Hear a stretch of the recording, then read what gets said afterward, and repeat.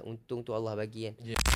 Masalah anxiety, depression, yang sebab kadang-kadang bila kita jiwa kita, fikiran kita tengah lemah, setan kan mudah masuk. Setan, jin ni kan mudah masuk. So kita ikhtiar lah, cuba dengan benda ni sambil kita baca isti'azah.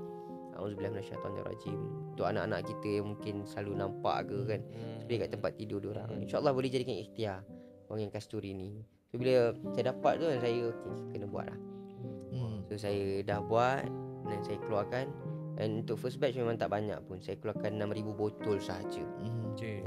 Bersama dengan dia punya EDP ni juga. Yang ni boleh jadikan sebagai perfume spray. Yang ni perfume jenis roll-on lah.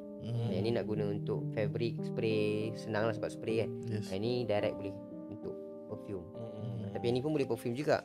Cuma yang ni dia jenis spray sahaja. Spray lah. Yang ni 100ml. Yang ni 3-4ml macam tu. Yang ni murah lah. Yang ni sekarang harga memang sama je harga dengan ni. Yang kecil ni RM15. Kalau beli 3, RM30. Itu harga promo sekarang lah. Kalau ikut harga asal kita nak jual RM30 ke RM35 sebenarnya. Tapi sebab saya fikir sebab saya nak bagi value pada orang. Niat utama kita nak bagi orang guna ni dapat value dia tu dulu.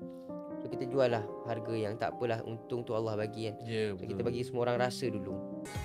Rindu pada tanah suci? Dapatkan di Haramain Spray Wangian Raudhah dan juga di Haramain Kasturi Spray dari Madinah Al Munawwarah.